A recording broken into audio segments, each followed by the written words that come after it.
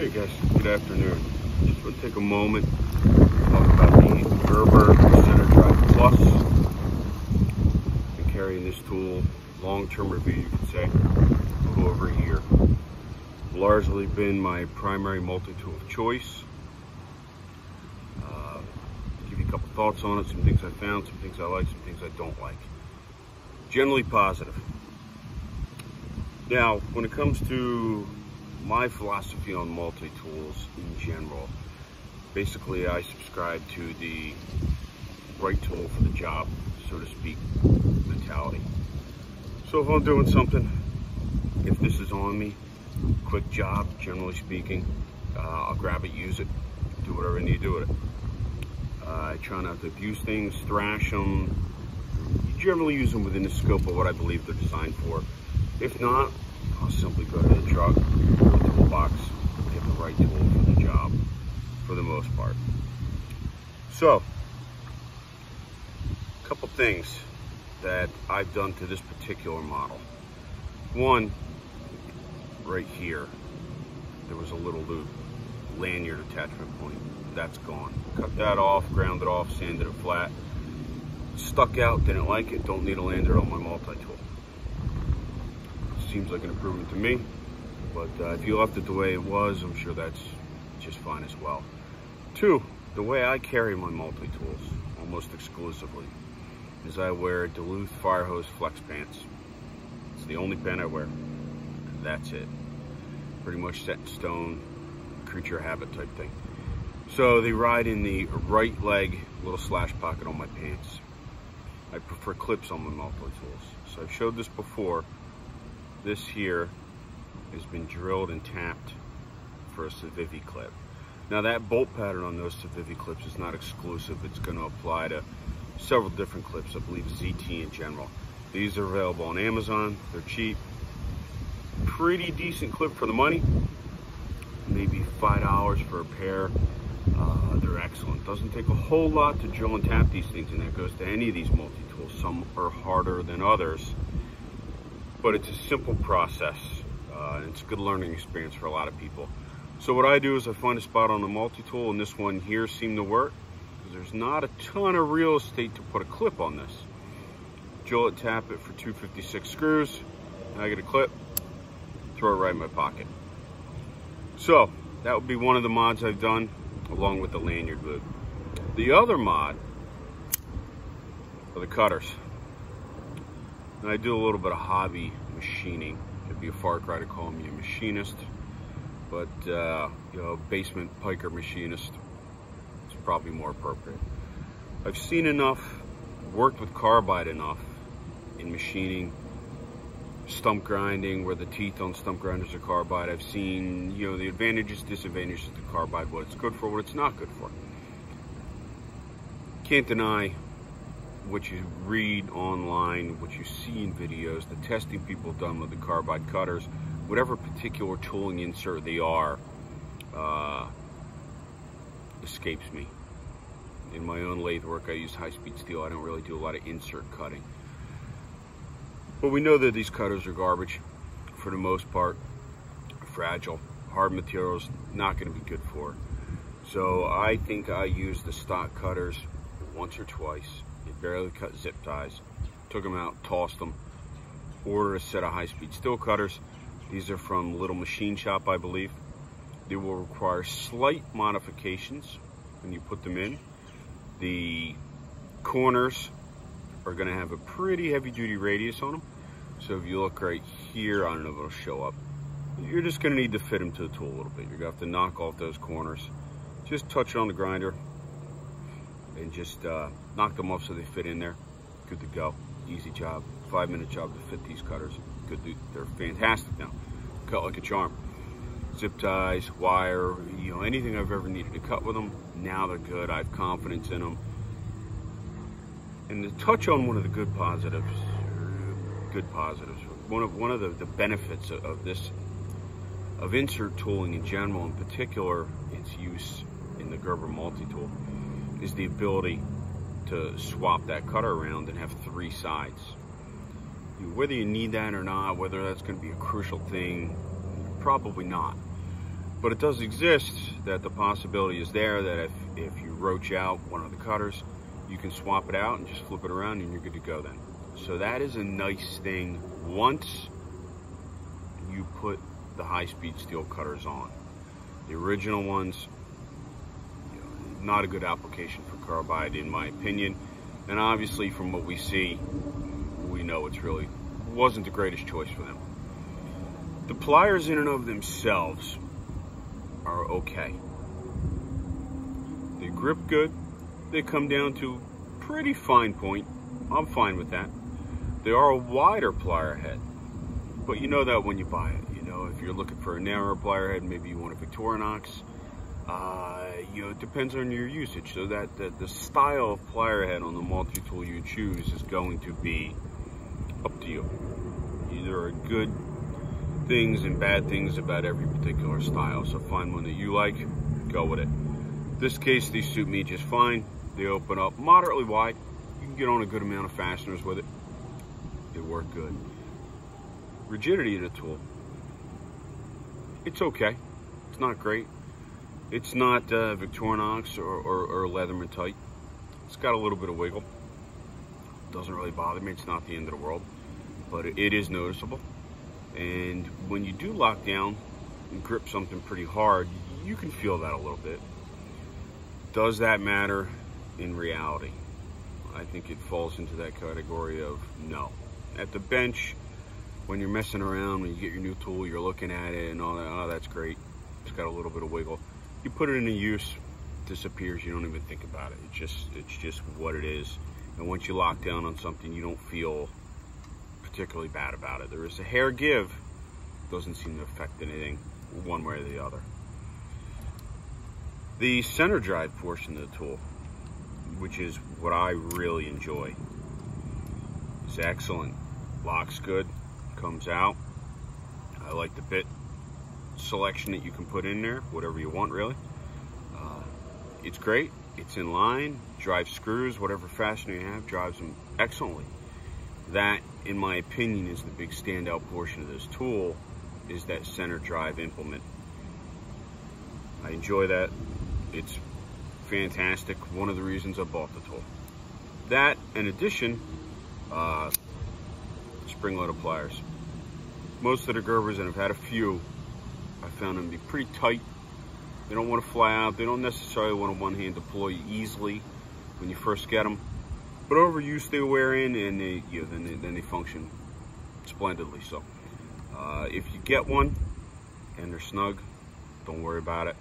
Use it, play with it, watch TV with it, watch your Amazon shows, whatever you're doing, and they're going to loosen up over time. You're going to be fine. The tool selection is decent. The knife, half serrated. My preference would be a full serrated blade, and my thought process on that is I would imagine the majority of us that are carrying a multi-tool on a daily basis have at least one folder, generally one-handed folder. Usually I carry small traditional, but that's just because I enjoy carrying a small traditional pocket knife. Use it to open up cans of Copenhagen, that's about it. One-handed knife, pretty much all of us are going to have one. The reason I would prefer a full serrated blade is this is for the dirtiest, nastiest, worst, horrible job that I'm ever going to put a blade through. Cutting belts off of a lawnmower when you throw them, you hacking through stuff. So I think the full serrated blade would be a good choice there. Half serrated is all right. I've used the blade intermittently. Not a lot of use on it because, like I said, this is not a primary cutting tool. This is just got a little aggressive, threw the belt off of the lawnmower. Now I'm going to cut the thing off, put a new one on, that kind of a thing. That's my multi-tool knife usage. So seems like a decent knife. Edge seemingly all right. Grind is surprisingly even on it. Grind is quite nice. Grind is quite a bit more even than basically every Leatherman tool I've ever had. Again, not that that really matters, but it is a nice touch that they're able to get the grinds right. The other tools, a bit older. A bit older works good. Functions. Holds a bit. It doesn't fall out the more you want. When you close the bit holder, you want to make sure it goes to a detent. That's all the way in. Now the one thing you will find is that the handle, as you can see, handle hits that. If you're really getting greedy, if you open it up and get a little more out of those pliers. But again, this is minutia here, situational type stuff. You may need to do that, you may not. But haven't lost the bit holder. Seems to hold a couple different ones I've had in there. It works as it should. The other tools, the file, decent file. Touched up a few chainsaw teeth with it, rakers here and there, odds and ends. It's all right. It's a multi-tool file. I don't expect it to be a Sandvik file here. Serves its purpose for saving you that run when you just got to touch something real quickly. It's okay. Never put it through any extensive testing because, once again, it's a file on a multi-tool. So it's last ditch kind of thing from my standpoint. The other tools, we have the, if I can get it open here, all stiff. The awl, I like the awl. The awl works good. The awl is sharp. The awl is very sharp. Punches holes. It's not particularly my favorite style. I think the awls on Victorinox and Leatherman style-wise are a little nicer. But this is a sharp awl. Starting holes and things, wood, plastic, works decent as a scribe. Fantastic. Don't really have a lot of complaints about it at all. Glad it's on there. I find it all useful. And I do find the fact that this comes down to a sharp point, it works very well for scribing lines. The pry bar tool. Open stuff up, messed around with a little bit. It's a little pry bar on a multi-tool. It's not going to do anything heavy duty, nor would I attempt to do anything heavy duty with it. I'm not going to attempt to go pry pallets apart with it, do crazy things, but the little bit I've used it here and there, opening paint cans, this and that, it's fine, decent. Saves you from possibly breaking a file or using the blade or jamming the pliers in there. Works all right. So I don't mind that it's there. If it was gone and replaced with something else, probably wouldn't bother me. But it does have decent usage to it. The scissors, which is one of the reasons I got the Plus. Now, I like scissors on a multi-tool. I know a lot of people don't, I do. A couple reasons I like them on a multi-tool. One, loose threads, maybe snip some paracord, cutting out a pattern, just odds and ends stuff. My main thing that I really like, and that I just like, especially as an outdoors kind of a guy, and a hiker and a camper, canoer, this type of a thing, I like scissors for personal care. So by that, I tear a fingernail. I can snip that fingernail. I can trim my fingernails with the scissors. I rip a callus out, rip a flap of skin, slice myself, get a little flap of skin. I can trim that nicely and evenly. Harder to do that with a knife, easy to do that with scissors. So I prefer scissors on any type of multi-tool that I have. That being said, these scissors are okay. The gold standard for me would pretty much be your Victorinox scissors. I like them. The scissors on some of your Leathermans are excellent as well. Probably a little bit preferable to these scissors. What I found with these is quite a bit of rubbing. And they still rub a little bit. I've taken a stone there, Arkansas of some fashion, India stone, whatever I had, and I stoned that out and I broke the edges. I would imagine when they make these, they're stamped. And this is just my guesstimation here, that they're stamped. So when they stamp that things, there's going to be maybe a little die tear out here, and that's where that dragging comes from. So I chamfered them, and now they work decent. Still not as good as the Victorinox scissors, and probably not as good as the Leatherman scissors, but they are okay. They do a decent job, sharp enough, but they do have that dragging. So that's something that you might want to look out for if you pick one of these up. You might have to go through and just do a little bit of radiusing on that edge, a little bit of deep burring there. Other than that, I don't have a whole lot of complaints about them. They're decent. So overall, after a little over a year of having this tool, I find it to be excellent. I really like it. Finish wise, it's quite good. Victorinox seems to have excellent fit and finish. One of the reasons I think is they're shiny. That sounds maybe ridiculous, but I think the high polish, lends, myself included, to hold them to a higher quality, hold them to a higher fit and finish. With this folded stamped metal tool, it's going to be a little more difficult to get that fit and finish, but it's certainly acceptable for what it is. And like most Gerbers, it's not the most stainless of stainless steels, so you're going to get a little bit of spotted rust here and there. I think Gerber, my first Gerber was probably purchased in the late 90s as a young man, a long time ago. And that's largely when I learned that stainless is not stainless, and stainless rusts from a Gerber. Well, 25 years later, not much has changed. Gerber stuff still rusts a little bit.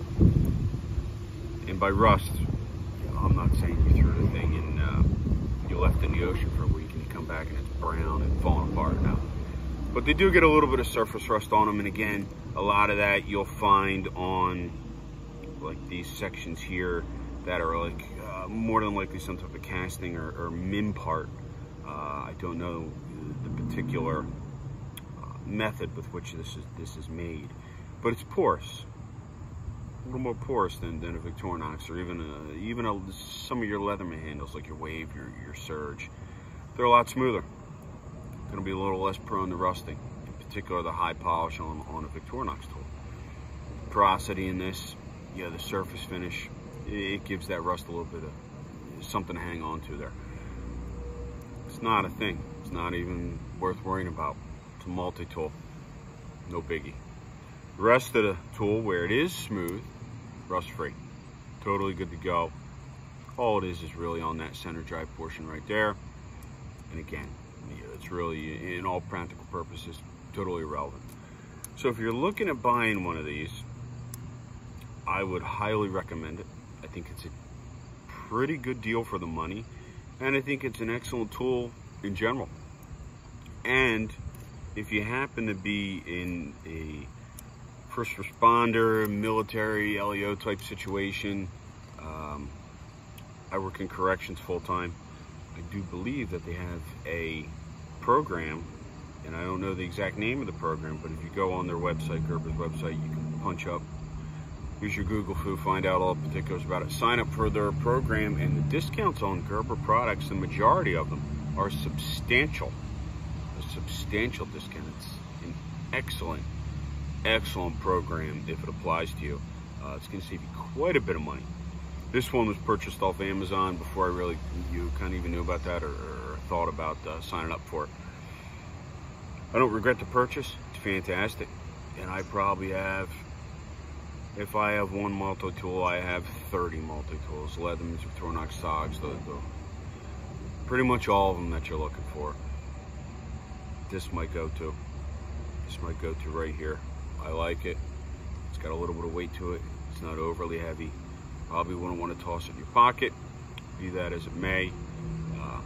If you're looking at this after a year of carrying it, I suggest buy with confidence. Just replace the cutters.